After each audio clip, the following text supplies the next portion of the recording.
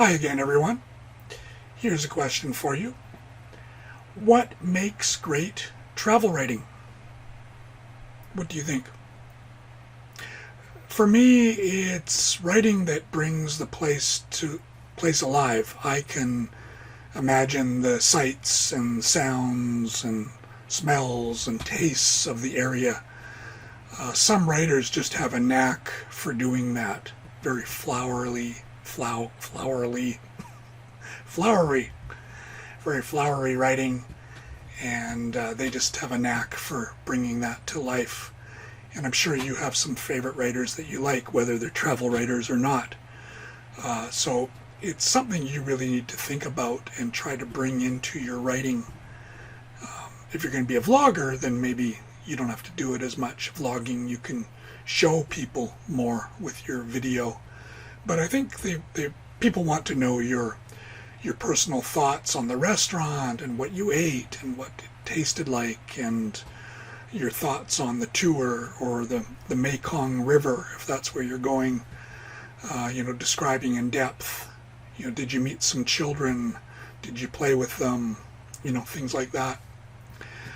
Gemma Bowes of the Guardian newspaper, she wrote, "Many writers start their piece with a strong but brief anecdote that introduces the general feeling, tone, and point of the trip and story, something that grabs the reader's attention and makes them want to read on. Don't start with the journey to the airport. Start with something interesting, not what happened first." So that's a good point. I think we need to remember that maybe it wasn't so interesting to us at the time, but to someone who hasn't been there before, many anecdotes would be very interesting. What do the people eat? What do they wear? All those things. Before you travel, it's probably a good idea to have a story in mind, but I would be flexible on that and be ready to change that and be open to new stories.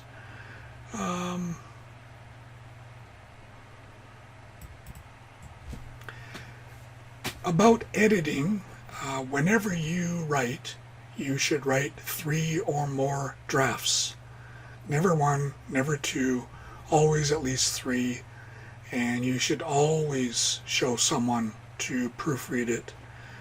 If that's not at all possible, then you need to look at it a few days later with fresh eyes and just really go through it and edit it, because your reputation is on the line.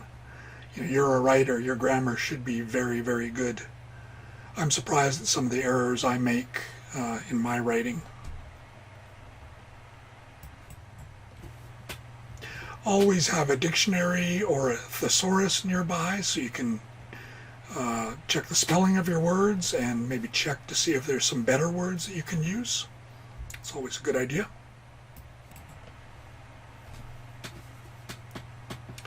You need to always check your facts. Make sure that what you're writing is correct in this era. See, there I'm making mistakes. In this era of fake news, we really need to fight against that. So, yeah, make sure that what you're writing is correct. Fact check. And you are representing whatever country you are in. Whatever people you are relating to, you are writing about them and relating them to other people. So I would be very open-minded and don't portray them in a North American way, for example. You need to be open-minded and just kind of state the facts while trying to bring the place alive to your readers, but don't judge them. You need to respect the culture, respect the people that you're writing about each time. People are very busy, as you know, and they want you to get to the point. So, like me,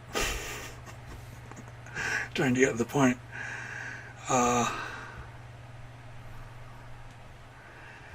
You need to work on your structure of your story, and for that, a good way of doing it is by reading short stories. That will help you with getting that down. Maybe even short travel articles. So that will help you as well. Again, double check all your facts. Make sure you get it down. Otherwise, you will look unprofessional. So make sure you do that. Thank you for watching. Please take my How to Be a Travel Writer course at Udemy. And I hope I see you there. And if not, I'll see you on YouTube. But my Udemy course is a lot more polished than this video.